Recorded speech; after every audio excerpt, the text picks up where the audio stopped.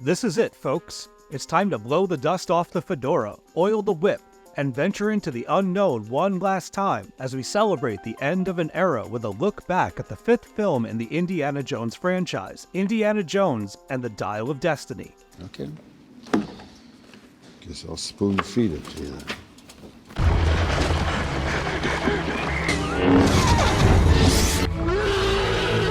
So unnecessary. Unleashed 15 years after Indiana Jones and the Kingdom of the Crystal Skull, and presented as Harrison Ford's final performance as Dr. Henry Walton Indiana Jones Jr., Dial of Destiny finds a disillusioned Indy haunted by a villain from his past, and pulled into a chase to recover the Antikythera, an ancient Greek hand-powered orrery capable of predicting astronomical patterns and eclipses in advance. Commonly referred to as the first analog computer, the Antikythera is more than it seems in Dial of Destiny. In the film, the Antikythera can chart fissures in the fabric of space-time. Open for a brief measure of seconds, the apertures help transport explorers through history. Using the Antikythera, one could map a course through the past, possibly manipulating pivotal events. For a moment, imagine this device in the hands of the wrong people and feel the shivers run down your spine. Yeah. Yeah. Yeah. Yeah. Yeah. Yeah. Yeah. Yeah. Yeah. Yeah. As a way of bucking tradition, Dial of Destiny is the first feature in the Indiana Jones franchise directed by someone other than Steven Spielberg. Shocking as this is, the answer to why Spielberg relinquished the reins to another director is simple: he wanted to pass the torch. Feeling it was time for a new generation to decide Indy's fate, Spielberg exited directorial duties for Dial of Destiny in 2020 after several delays due to the COVID-19 pandemic. James Mangold quickly took hold of the production as the project's new director, with Mangold, David Cope, John Henry Butterworth, and Jex Butterworth penning the script. The deal to make a fifth Indiana Jones movie dates back to 1979, when Spielberg and George Lucas signed an agreement with Paramount for 4 sequels to 1981's Raiders of the Lost Ark. Initially, George Lucas imagined Indy and Marion Ravenwood's son, Mutt Williams, as the hero of the 5th chapter of the film series. However, Lucas changed his mind about making the combative greaser played by Shia LaBeouf in Indiana Jones and the Kingdom of the Crystal Skull shortly after the divisive sequel's theatrical release. While Lucas never gave an official reason for abandoning his idea for Mutt to pick up the whip, adverse fan reactions to the character could have played a part. Speaking with MTV 3 weeks after Kingdom of the Crystal Skull debuted in theaters, Lucas commented on his decision to euthanize his plans for Mutt, saying Indiana Jones is Indiana Jones. Harrison Ford is Indiana Jones. If it was Mutt Williams, it would be Mutt Williams and the Search for Elvis, or something. In the end, LaBeouf didn't hand-jive his way to becoming the frontrunner of the franchise, which is a good thing, as his problematic reputation would have lent poorly to playing the central character for a decades-long commitment. Don't let your dreams be dreams. Yesterday, you said tomorrow, so just do it! Make your dreams come true! Just do it! During the film's planning stage, Spielberg and Lucas disagreed about where the next chapter could go. Lucas wanted the franchise to retain its supernatural roots, while presenting an archaeological and historical bent. While Spielberg agreed, the two creatives began pulling Indy in different directions, with Lucas looking toward the future and Spielberg wanting to return to the past. In an interview with The Times Online, Lucas explained the duo's divide. "I'm in the future, Steven's in the past. He's trying to drag it back to the way they were. I'm trying to push it to a whole different place." So, still we have this sort of tension. The recent one came out of that. It's kind of a hybrid of our own two ideas, so we'll see where we're able to take the next one. The schism left Ford's final Indy film in limbo, and during the creative lull, the Walt Disney Company obtained Lucasfilm, giving rights to the character's upcoming odyssey to the House of Mouse. Then, in another move, Walt Disney Studios snagged the distribution and marketing rights to future installments of the Indiana Jones franchise from Paramount. With Walt Disney Pictures and Lucasfilm agreeing to co-produce the 5th film, Lucas relinquished the long-gestating film project to Lucasfilm president Kathleen Kennedy. Collectively, the creative forces in charge of Indy's fate felt the character needed one more adventure before hanging his hat on a line. Get back!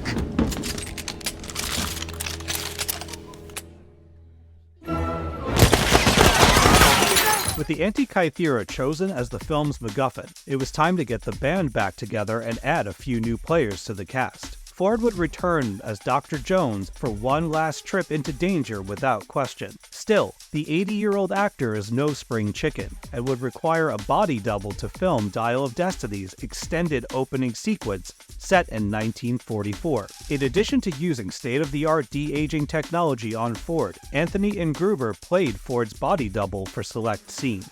The effects-driven sequence finds a younger Indiana Jones aboard a speeding train occupied by Nazis, there to rescue his Oxford colleague Basil Shaw, played by English actor Toby Jones, and retrieve the Lance of Longinus, a holy spear said to have pierced the side of Jesus Christ during the biblical figure's crucifixion. Indy traverses the racing death trap with vigilance. The opening sequence peacocks the film industry's ability to delight and deceive, featuring close calls, fisticuffs, and close-up shots of Disney's uncanny VFX magic. Making her debut in the Indiana Jones franchise is Fleabag and Killing Eve actress Phoebe Waller-Bridge, who plays Helena Shaw, Indy's opportunistic and brash goddaughter. Throughout Dial of Destiny, Helena acts as a thorn in Indy's side by ignoring his instructions and carving a path toward a lucrative payday for selling the Antikythera to the highest bidder. This relic is my property. It's not yours. You stole it. Then you stole it. And then I stole it. It's called capitalism. Much like how Indy travels with Short Round in Indiana Jones and the Temple of Doom, Helena partners with Teddy Kumar, a young Moroccan pickpocket and sidekick played by Ethan Isidore. Like Short Round, Teddy pulls his weight throughout the mission by navigating the back streets of Tangier like a pro and making good use of his fake amateur pilot's license. 84 miles an hour. We'll take.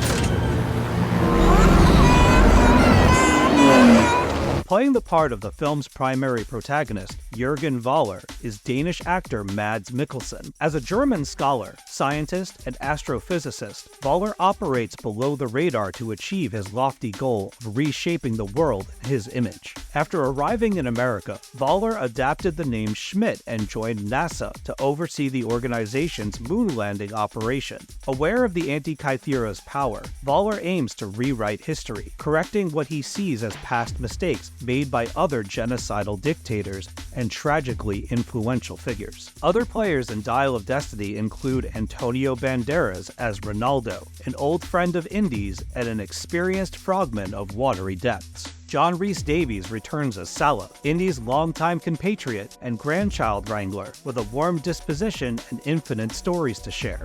Give 'em hell, Indiana Jones!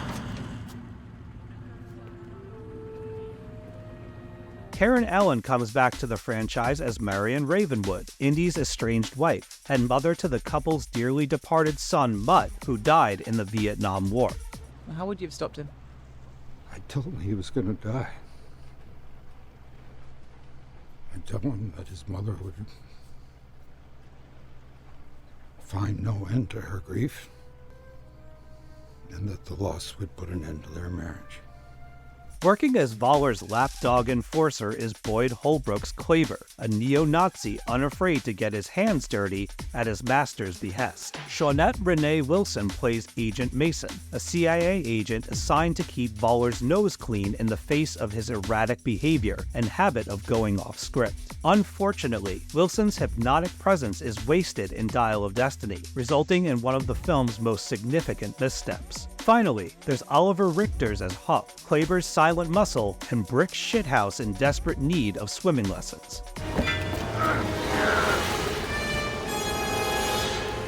Leave them. I said leave them.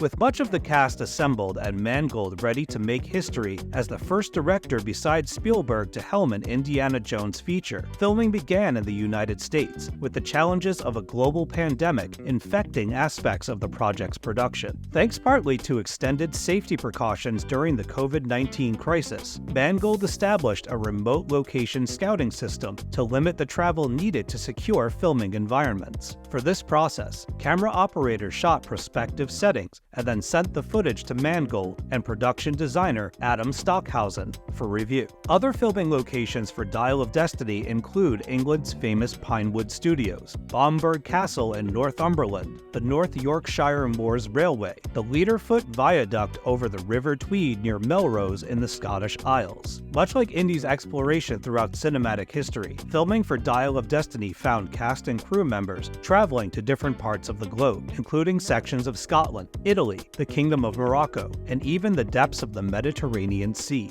Mangold wanted to film on location despite the looming pandemic threat as much as possible. He shied away from using industrial light and magic stagecraft technology in favor of practical effects, saying part of what made indie films exciting was seeing the actors performing in tangible environments. While rehearsing for the effects-heavy flashback sequence depicting Indy's search for the Lance of Longinus and his compatriot Basil Shaw, Harrison Ford honored the tradition of hurting himself while filming an indie movie by injuring his shoulder during a fight scene. Mangold reconfigured the filming schedule as needed, while Ford healed from the damage, a casualty of an actor insisting on doing most of his own stunts. The filming process for Marion Ravenwood's reunion with Dr. Jones only lasted a day and a half. Allen kept her part in the movie confidential for years, later saying the secrecy often felt like torture. Whenever the press would ask her about returning from Mangold's film, she'd like to say, "I could tell you, but then I'd have to kill you."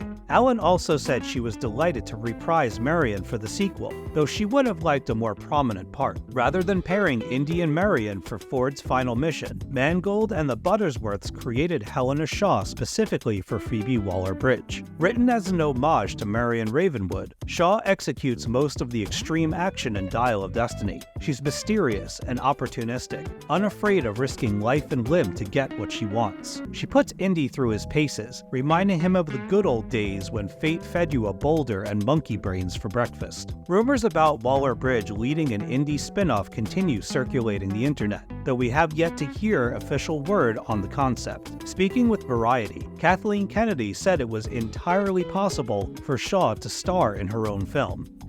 No, you're not serious. Well, you are serious. On the musical end of the spectrum, Spielberg announced in 2016 that, like other chapters in the franchise, John Williams would return to compose the score for Dial of Destiny. In 2022, Williams said Indiana Jones and the Dial of Destiny would be his final film project, with plans to retire on the horizon. However, Williams retracted his statement at the start of 2023, saying, "You can't retire from music. It's like breathing. It's your life. It's my life. A day without music is a mistake." Williams' Dial of Destiny score is among my favorites in the franchise. The soundtrack contains thrilling hooks, creative variations on old arrangements, and a sense of whimsy that places audiences at the heart of the action.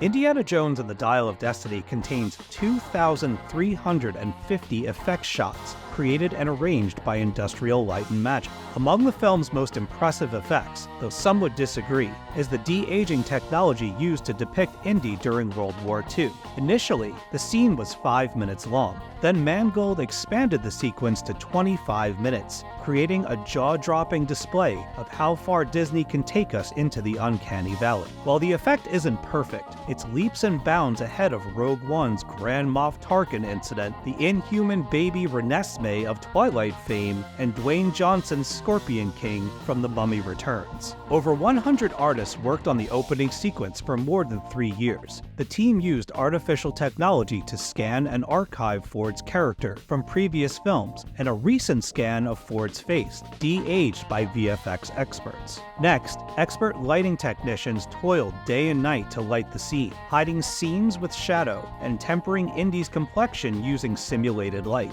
It's a stunning sequence and a testament to how far we've come since the days of spirit summoning arcs and Nazis melting faster than a snowman in the Sahara.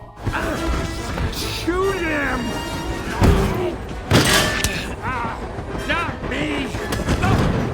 Sorry! Oddly, some fans took issue with the film's time-traveling mechanic. I say oddly because after encountering dark magic, cannibals, an ageless Grail Knight, and interdimensional beings, you'd think that time travel would be par for the course. Still, some viewers were disturbed by characters accidentally traveling to the Siege of Syracuse in 212 BC, where Archimedes and his compatriots engaged in battle with the Romans. Filmed in Sicily, early rumblings about Romans patrolling the Dial of Destiny set confused fans before the film's release, with many wondering if Mangold's time-traveling mechanic was too far-fetched for an Indy movie. Thankfully, the Siege of Syracuse sequence presents one of the film's strongest emotional payoffs, as Indy attempts to convince Helena to leave him in the past. Unfortunately for Dr. Jones, remaining in the past would create a time paradox, possibly rewriting future events to catastrophic effect. Aware of the damage Indy could cause by staying behind, Helena knocks her godfather out with some chin music and returns him to his proper time and place. You're meant to be here, Indy. Here. For who? When Indiana Jones and the Dial of Destiny premiered at the 76th Cannes Film Festival, the film received a 5-minute standing ovation alongside mixed reactions from critics. The tepid response to Mangold's sequel quickly spread like wildfire across the internet, sowing seeds of doubt in fans and press members awaiting their early screenings. Adding to the film's weak reception was a call to boycott Dial of Destiny for a list of peculiar reasons. Some in the boycott camp claim Mangold used the film to take political potshots by having Helena point out the process of capitalism when talking about how the Antikythera exchanged hands throughout history. Others say Dial sold its soul to set up spin-off potential for Helena while reducing Indy to an angry, washed-up drunk. You don't recognize me, do you? Whatever I did, I apologize.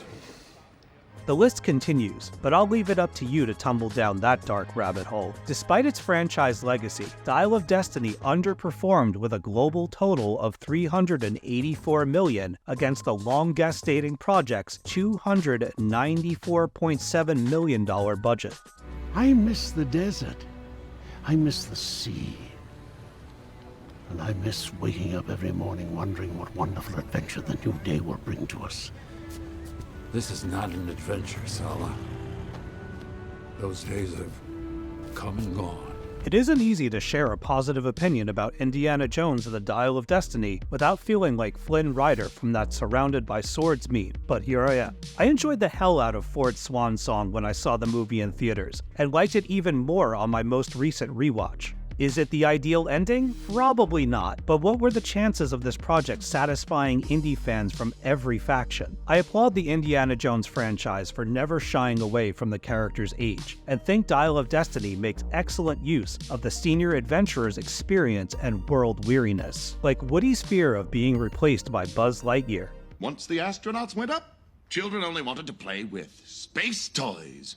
I know how that feels. Indy feels like a cobweb-covered relic in an age of space races, rock star worship, and cult-related serial killings. Dial of Destiny taps into the aging explorer's insecurities, but once the race to recover the Antikythera gets rolling, he's reborn alongside scrappy, torch-carrying companions. While not perfect by any stretch of the imagination, with Shawnette Renee Wilson's Agent Mason all but wasted, uneven emotional beats and strained nods to previous films in the franchise, Dial of Destiny still manages to feel like a roller coaster fueled by thrills and nostalgia. I love seeing the band back together, as fleeting as Marion and Sala's roles might be. Mangold's film sets out to remind fans of the good times, while closing the book on one of cinema's most memorable characters, and Dial of Destiny delivers on those fronts and more. Does it hurt? Everything hurts. I know how that feels. Well, where doesn't it hurt? Here. It doesn't hurt here. Expectations can act like a poison while anticipating the end of an era, especially for something as iconic as the Indiana Jones franchise. I think Dial of Destiny is a great Indiana Jones film, and I shudder to think of when we'll get another adventure film series worthy of spanning 4 decades of change. May your contributions to cinema and the imaginations of fans and filmmakers be long remembered, Dr. Jones. Thanks for everything, and rest knowing your place in history is shining, immovable, and eternal. Thanks for putting up with me.